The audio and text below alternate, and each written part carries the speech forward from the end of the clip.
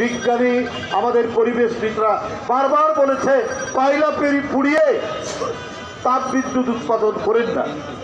সরকারকে বারবার বলেছে, কিন্তু উন্নয়নের ফানুসের নামে টাকা লুটের যে মহা আয়োজন, মহা সমারোহ চলছে, তাই শেখ হাসিনা গণবিরোধী প্রজেক্ট নিতে একটুও দেরি করেন না।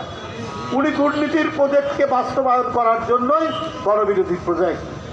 আপনারা জানেন সমুদ্রের পাড়ে পটুয়াখালীর কলাপাড়া কুয়াপাড়ায় তাপ বিদ্যুৎ কেন্দ্র করা হচ্ছে, এবং আমি ওখানে শুনেছি এই যে কলাপাড়া, কুয়াকাটা, আপনার গলাচিপা, বাউফল, মানে বরিশালের বৃহত্তর বরিশাল বিভাগের অধিকাংশ জেলাতে নারকেল গাছে আর নারকেল ধরে না।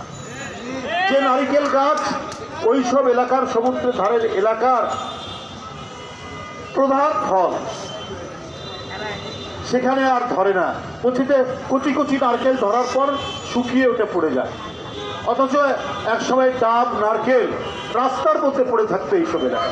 কারণ এই যে কয়লা পুড়িয়ে তাপ বিদ্যুৎ কেন্দ্র হওয়ার কারণে আর নারিকেল গাছে নারিকেল নেই, এরপরে আরও যা গাছ আছে সেগুলোই শুকিয়ে যাবে, ফলের গাছ থাকবে না, নদীতে মাছ থাকবে না। বারবার মানুষ বলেছে যে রামপাল বিদ্যুৎ কেন্দ্রে কয়লা পুড়িয়ে পড়েন না, কারণ আমাদের স্বাস্থ্য, আমাদের নিঃশ্বাস প্রশ্বাসের অক্সিজেন হচ্ছে আমাদের সুন্দরবন। আর সুন্দরবনের প্রাণী, বিশেষ করে রয়্যাল বেঙ্গল টাইগার পৃথিবীর সবচাইতে দামি প্রাণী। তার ক্ষিপ্রতা, তার হিংস্রতা, এটা পৃথিবীব্যাপী এর সুনাম। আমি ইউরোপ আমেরিকার অনেক চিড়িয়াখানায় দেখেছি আলাদা করে আছে বেঙ্গল টাইগার, মানে বেঙ্গল টাইগার এত প্রসিদ্ধ।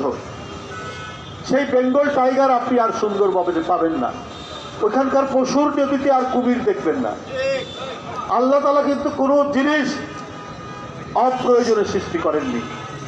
গাছ, মাছ, পানি, কুমির, বাঘ প্রত্যেকের সাথে ব্যালেন্স করছে, এবং এটার মধ্যে দিয়েই আমাদের যে নিঃশ্বাস প্রশ্বাস, আমাদের বেঁচে থাকা নির্ভর করছে।